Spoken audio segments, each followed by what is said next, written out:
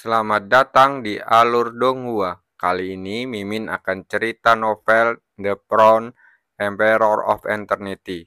Sebelum mendengarkan, jangan lupa subscribe, like, komen, dan share ya, biar Mimin tambah semangat. Selamat mendengarkan.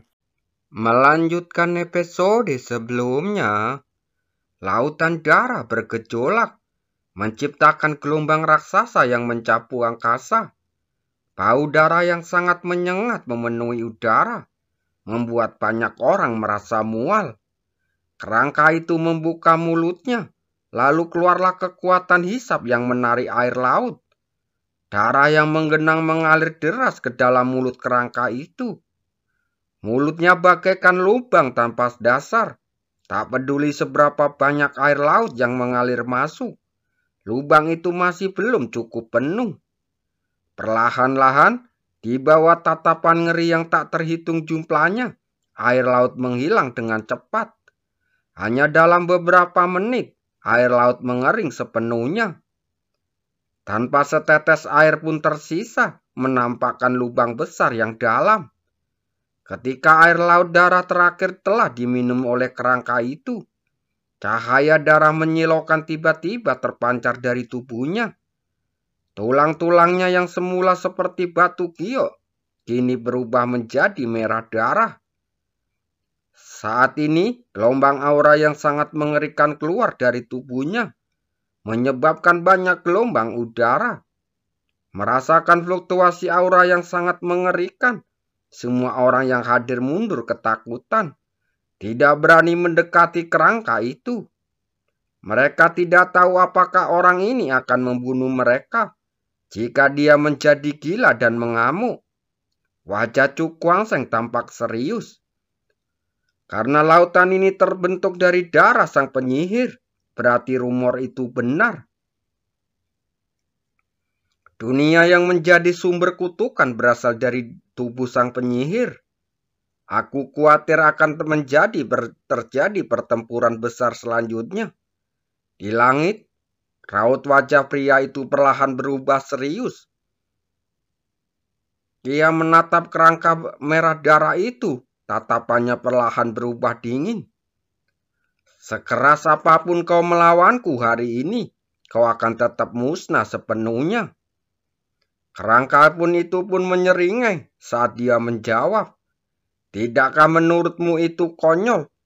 Jika seorang jenderal yang kalah mengatakan hal itu di hadapanku. Wajah lelaki itu tetap tenang, tetapi matanya berbinar saat dia berkata, kali ini akan sangat berbeda. Komentar yang konyol, ejek si kerangka. Pria itu tersenyum tipis, lalu mengalihkan pandangannya ke arah Chu Kuangseng, lalu berkata dengan suara rendah, teman kecil, pinjamkan aku pohon suci penghancur kutukan di tanganmu. Anda terlalu sungkan senior, benda ini awalnya milik Anda. Chu Kuangseng melambaikan tangannya, dan potongan kayu lapuk hitam itu terbang ke arah depan pria itu. Inikah yang disebut keyakinanmu? Kerangka itu tertawa sinis dalam wujudnya saat ini. Bagaimana kau bisa mengaktifkan kekuatan pohon suci penghancur kutukan? Kayu pemecah kutukan ini sangat langka di dunia dan memiliki sifat alami yang membatasi orang seperti dia yang mempraktekkan mantra penyihir. Namun, di sisi lain, kayu pemecah kutukan ini juga sangat sulit diaktifkan dan tidak bisa langsung digunakan. Menanggapi kata-kata kerangka itu, pria itu tersenyum tipis lalu berkata dengan tatapan aneh, aku lupa memberitahumu bahwa bayangan roh yang tersisa di klan saat itu mengandung setetes esensi darahku. Esensi darah? Seluruh tubuh kerangka itu bergetar, dan api gelap di antara kedua matanya berkedip cepat, menampakkan kegelisahan dan keterkejutan di dalam dirinya. Pria itu pun tersenyum tipis. Ia memegang sepotong kayu lapuk hitam di tangannya. Cahaya merah darah menyambarnya dan perlahan menyatu dengan daging dan darahnya. Namun, dalam beberapa tarikan napas, kayu hitam yang lapuk itu lenyap dan kekuatan di dalamnya terserap seluruhnya olehnya. Ketika penduduk asli menembakkan bayangan jiwa ke pohon ilahi pemecah kutukan, esensi darahnya diam-diam memurnikannya. Kini, mudah baginya untuk mengaktifkan bagian dari pohon ilahi pemecah kutukan ini. Melihat pohon ilahi penghancur kutukan yang menghilang, si kerangka pun murka. Bajingan ini ternyata menyimpan trik seperti ini secara rahasia. Sekarang aku punya kekuatan untuk membunuhmu. Pria itu tersenyum tipis, ekspresinya menunjukkan ketajaman. Kerangka itu menatap pria itu lalu mencibir.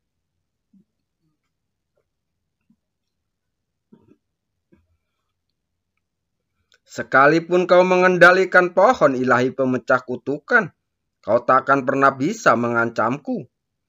Kalau begitu, cobalah. Pria itu tersenyum tipis, lalu perlahan merentangkan tangannya. Cahaya hitam tak berujung memancar dari tubuhnya. Cahaya hitam itu mengelilinginya, seolah-olah memiliki semacam spiritualitas, memancarkan gelombang-gelombang aneh. Saat menatap cahaya hitam itu, kedua bola api di rongga mata kerangka itu langsung mengecil.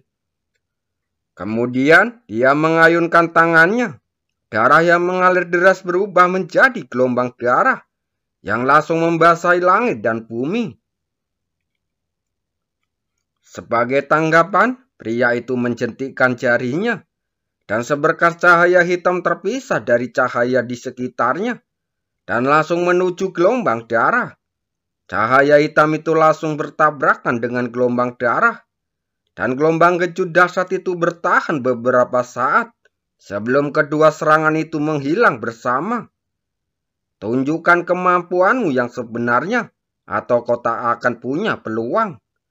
Pria itu menatap tajam kerangka dan berkata dengan marah.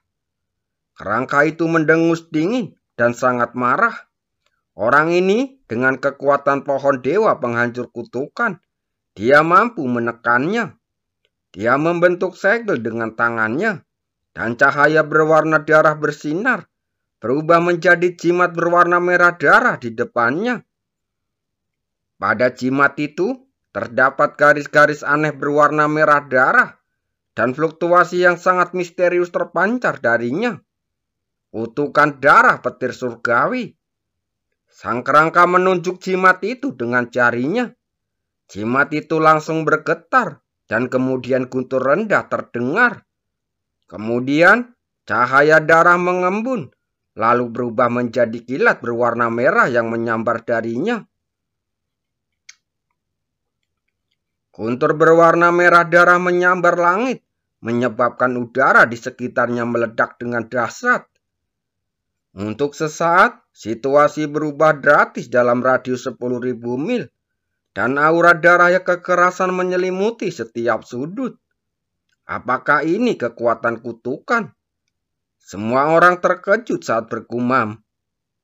Kekuatan yang begitu mengerikan itu memiliki kekuatan untuk menghancurkan dunia. Wajah Chu Guangsheng cukup terkejut dibandingkan dengan pemandangannya di depannya.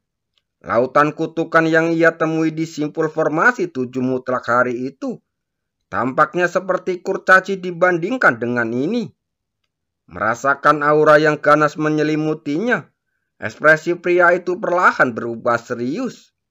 Meskipun pohon ilahi pemecah kutukan memiliki efek menahan mantra, ia tetap tidak terkalahkan di hadapan master mantra yang kuat. Pria itu menarik nafas dalam-dalam, tangannya bergerak seperti angin. Cahaya hitam melonjak di sekelilingnya dan gelombang kuat terpancar darinya. Patahkan kutukan. Dia berteriak pelan, lalu mengepalkan telapak tangannya. Cahaya hitam memancar dan segel hitam kristal muncul di hadapannya. Pergi. Dia melambaikan lengan bajunya. Lalu segel kristal hitam melesat keluar bagaikan kilat langsung menghantam guntur berwarna merah darah.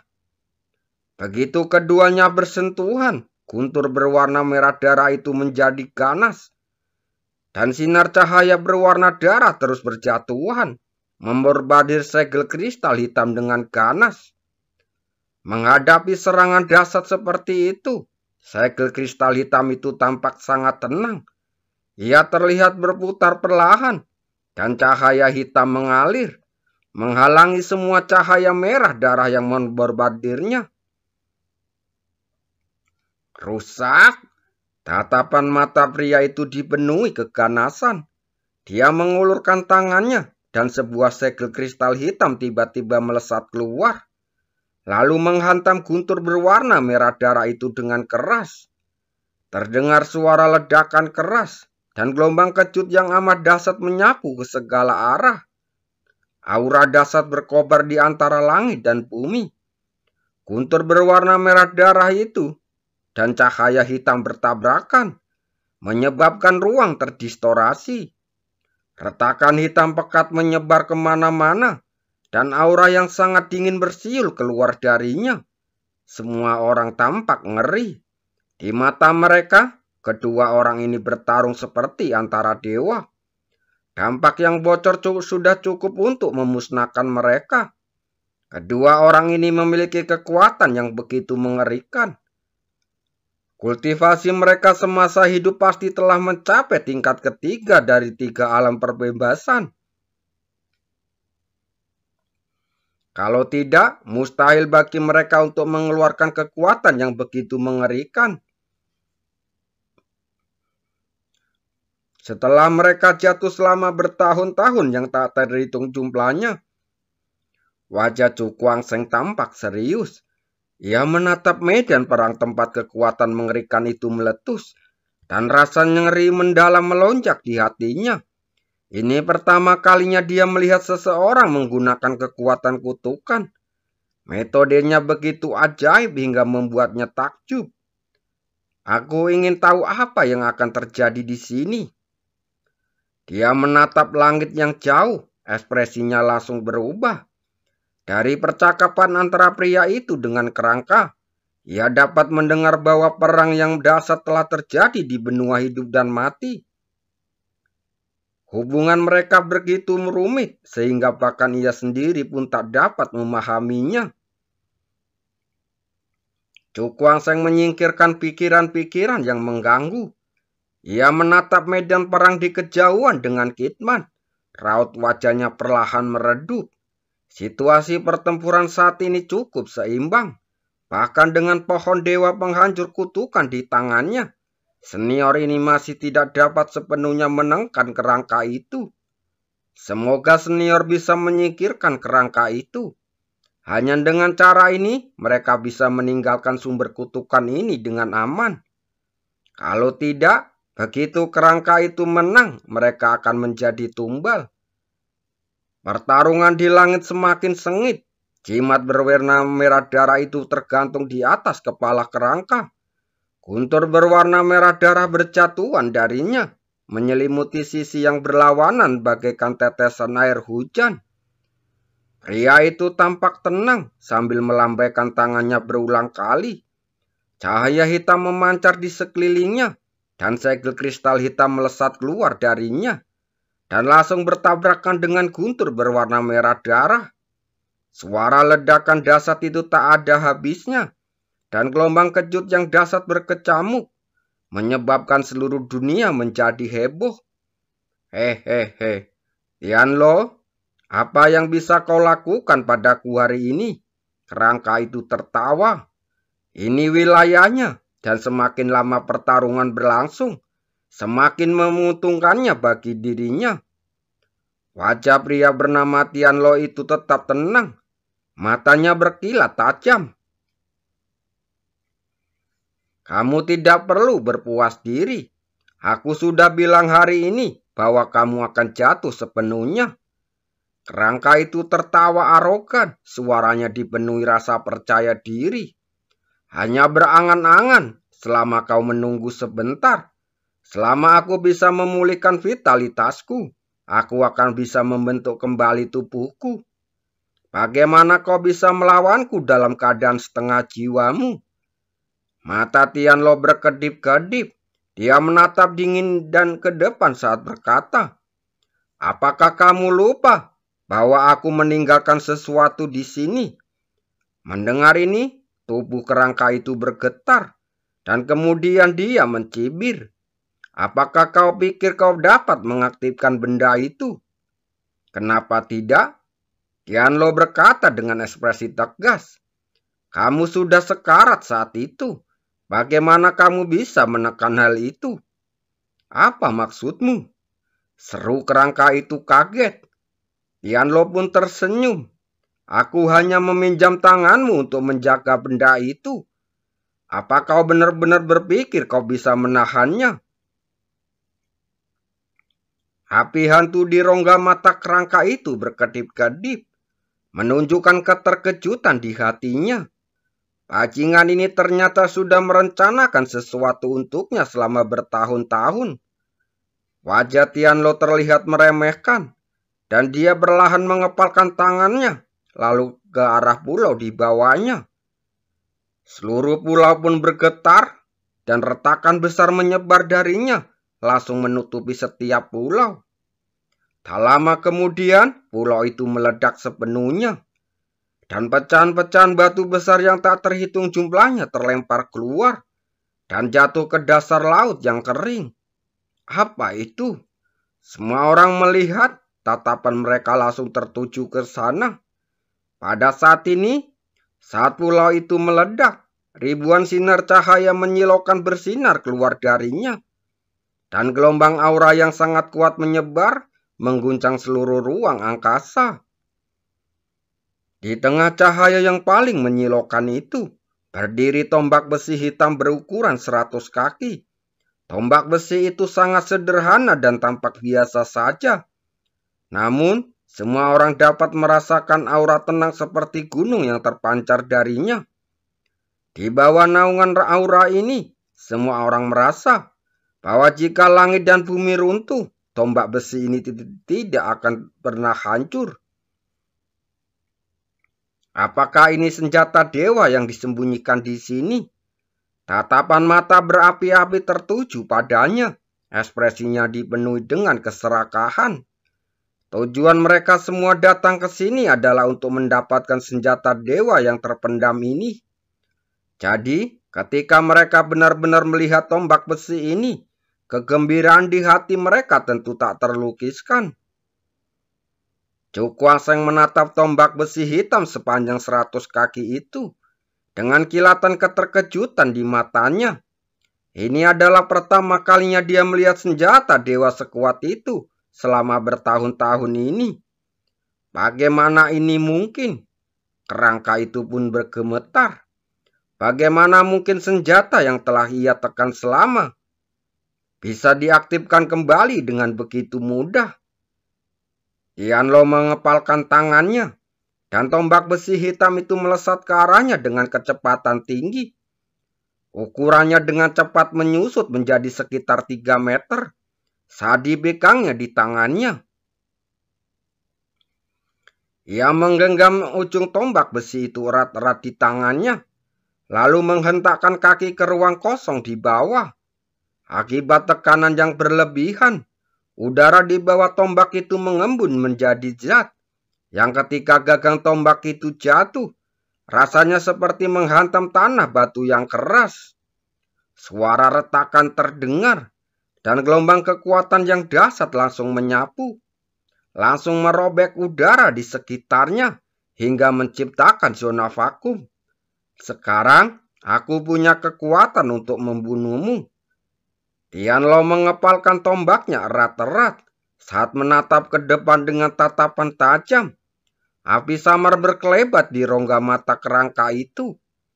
Ia mendengus dingin, dan tiba-tiba cahaya merah yang kuat menyembur keluar dari tubuhnya. Cahaya merah darah meraung dan langsung berubah menjadi sungai berwarna merah yang langsung mengelilinginya. Di sungai ini, tampaknya banyak cahaya merah darah yang berkedip-kedip. Jika diperhatikan lebih dekat, Ini bukanlah cahaya merah darah, tetapi melainkan jimat berwarna merah yang tak terhitung jumlahnya. Setiap jimat beriak dan berfluktuasi kekuatannya yang sangat dahsyat, menyebabkan ruang bergetar hebat. Formasi kutukan darah 10.000 jimat. Kerangka itu berteriak keras, lalu tiba-tiba melambaikan tangannya. Sungai itu tiba-tiba meledak, dan sinar merah darah yang tak terhitung jumlahnya melesat keluar darinya. Langsung berubah menjadi formasi merah yang menyelimuti tubuh Tianlo. Pembunuhan darah. Dia mengulurkan tangannya, lalu mengepalkannya di depan dadanya. Sinar cahaya berwarna merah darah yang tak terhitung jumlahnya tiba-tiba melesat keluar dari formasi kutukan darah 10.000 simbol. Langsung melesat ke arah Tianlo dalam formasi. Ekspresi Tianlo langsung berubah dingin. Dia menggenggam erat gagang tombak besi itu dan perlahan memutarnya beberapa kali. Sesaat kemudian, cahaya tiba-tiba memancar dari matanya. Rusak.